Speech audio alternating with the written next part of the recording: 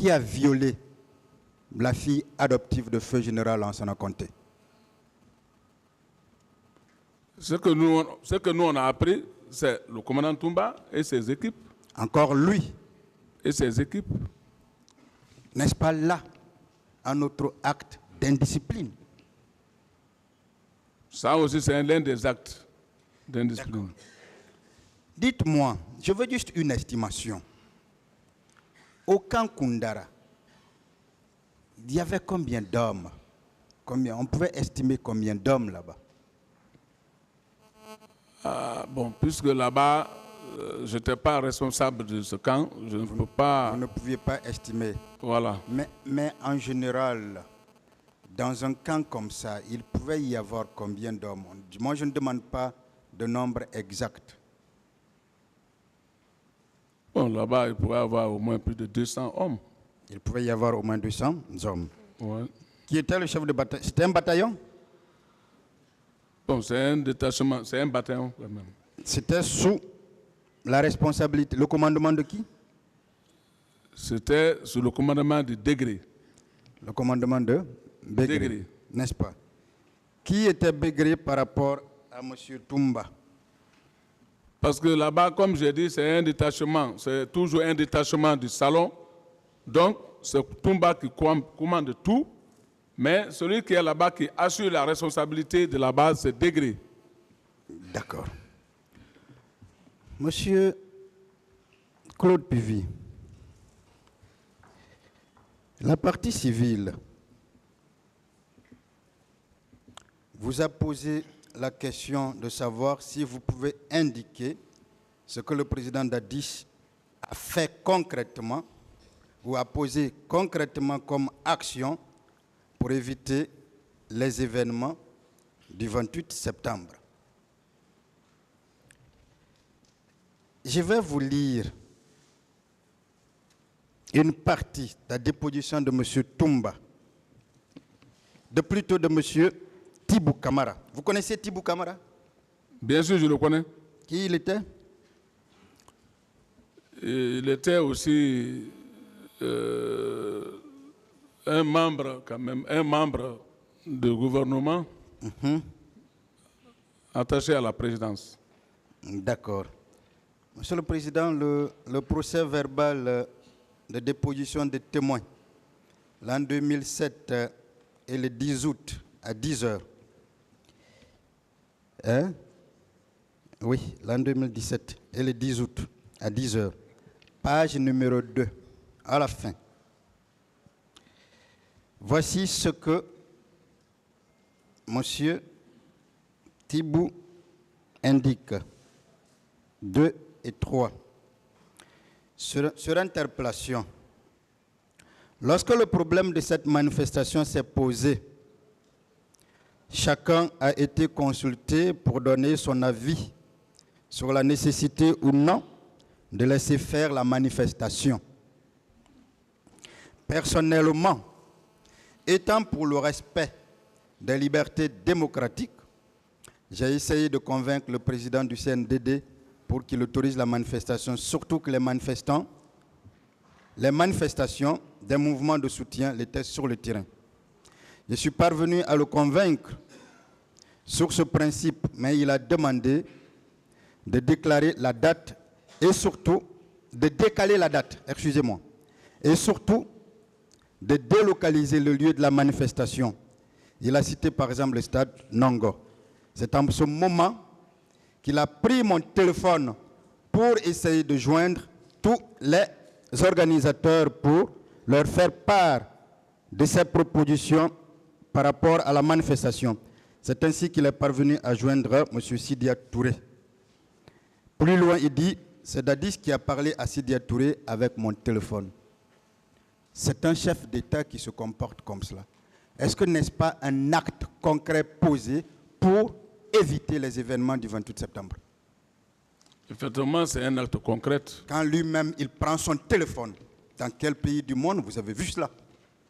Lui-même prend son téléphone pour appeler un leader et lui demander, n'est-ce pas un acte qu'il a posé en amont pour qu'on évite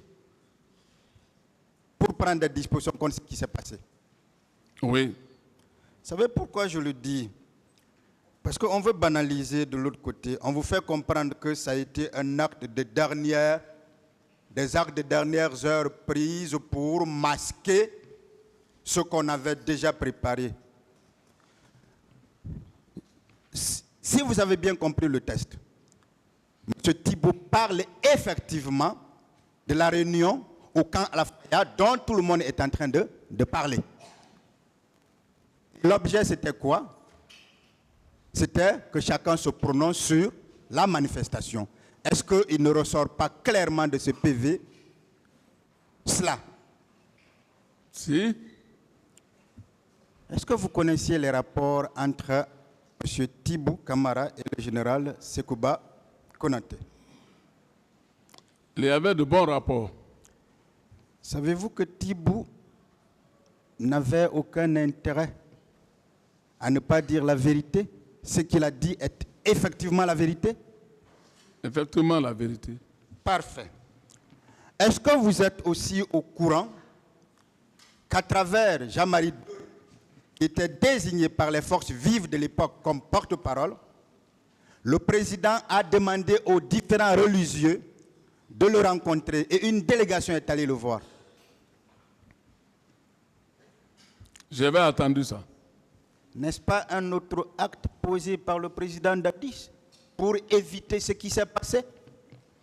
C'est des actes posés. Alors, si on vous demande qu'est-ce qui a été posé en amont, voilà des éléments concrets. Est-ce que ces éléments-là ne pouvaient pas suffire ou ne suffisent pas pour dédouaner le président Dadis en ce qui concerne l'amont par rapport à ces faits qui sont commis? Pour ceux qui interviennent après, nous en parlerons avec lui. Ça suffit largement. Est-ce que cela n'est pas suffisant?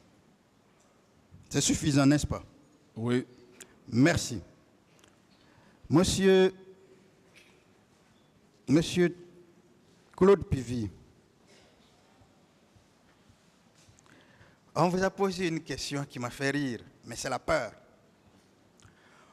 La défense de M. Diakité vous a dit, après la production du rapport de la commission d'enquête internationale, pourquoi n'avez-vous pas arrêté M. Aboubakar Diakité? À quel moment le rapport a été produit? C'était en 2010,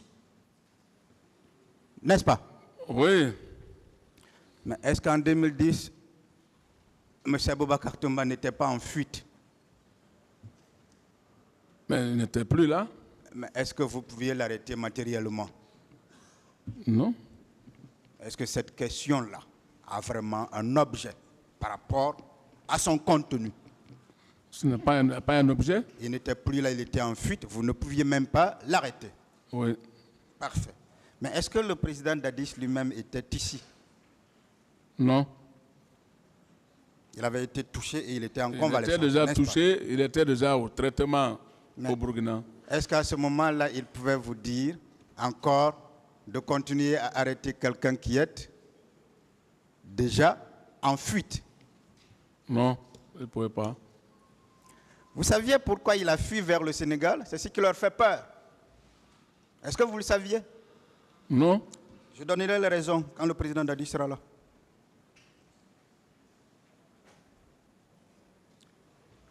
Monsieur Toumba, la même défense,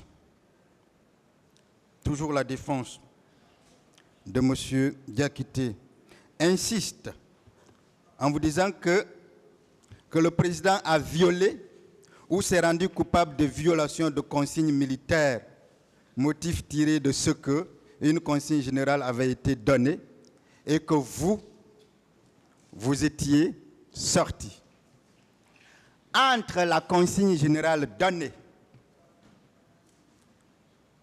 par le truchement légal du chef d'état-major et la mission spéciale reçue de vous, qu'est-ce qui est antérieur ou postérieur à l'autre?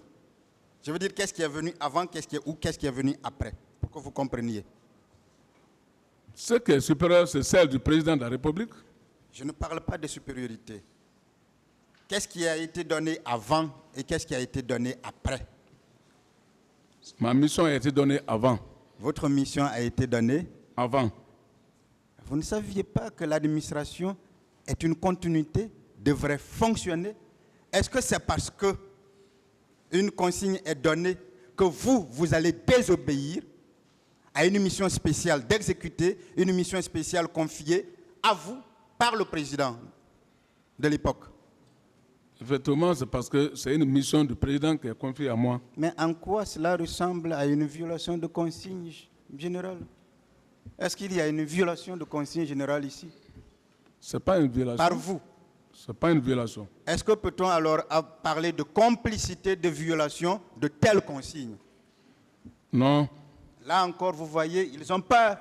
C'est pour ça qu'ils ne trouvent plus les questions à poser. Mais si d'ailleurs nous allons dans la même logique que, mais il est constant que M. Aboubacar Toumba était sorti, non? J'ai appris qu'il était sorti. Mais est-ce que lui-même n'a pas alors violé cette consigne? Puisque lui, contrairement à vous, n'avait pas de mission spéciale du président. Est-ce que lui-même n'a pas violé cette consigne? C'est lui-même qui a violé la consigne. Alors, si on doit punir quelqu'un, si le tribunal devrait condamner, comme on le dit, de 6 mois à 2 ans, qui? Est-ce que ce n'est pas M. Aboubacar Toumba qui tomberait sous le coup de la loi pénale par rapport à cela? Celui qui tomberait Parce par que lui, celui il qui est a constant violé. qu'il est sorti. Alors que la consigne générale concernait tous les militaires, comme l'ont bien soutenu sa propre défense. Bien sûr. Alors, entre lui et vous, par rapport à la consigne, au respect lié à la consigne générale, qui a violé une consigne générale et conséquemment qui peut bien être puni? C'est lui qui doit être bien puni. C'est non seulement lui qui a violé cette consigne générale, et si quelqu'un doit être puni avec cela, c'est bien lui, n'est-ce pas? Merci. Monsieur Claude, il y a une question qui revient. Je veux que vous fassiez un effort, ou on va le faire ensemble, pour distinguer entre la présidence de la République en tant qu'institution, le président de la République en tant qu'institution et le président de la République en tant que personne physique. Lorsqu'on dit que vous êtes ministre chargé de la sécurité présidentielle, est-ce qu'à côté du président, il y a plusieurs autres services à la présidence? S'il y a d'autres services au niveau là-bas. Mais vous ne pensez pas que votre mission couvre tous les services de la présidence? Ça couvre toutes les missions de la présidence. Ça couvre toutes les missions et tous les services de la présidence, n'est-ce pas? Oui. À la présidence, il y avait un directeur, un secrétaire général. S'il y avait un secrétaire général. Il y avait un secrétaire général du gouvernement attaché à la présidence. Bien. Il y avait même un ministère de la Défense qui était également attaché à la présidence. Il y a tous un ministre de la Défense attaché à la présidence. Il y avait une institution appelée protocole de la présidence de la République. Il y avait un protocole. Mais est-ce que votre rôle n'était pas d'assurer la sécurité de tous ces services-là? Mon rôle, c'était d'assurer Alors la pourquoi défense vous de ces continuez à indiquer ou à faire croire que vous aviez un ministère sans portefeuille? Bien sûr, mon rôle était d'assurer. Alors vous aviez un véritable rôle qui allait au-delà de la personne du président de la République. N'est-ce pas? Bien sûr. Alors c'est cette personne-là. Est-ce que c'est cette personne-là, la personne du président de la République, qui était gardée par son aide de camp? Oui. Mais c'est normal, n'est-ce pas? C'est normal. Alors, et la personne du président de la République et l'institution qu'incarne le président de la République devraient être assurées par vous en tant qu'administrateur, donc ministre chargé de la sécurité présidentielle. C'est bien cela? Bien ça.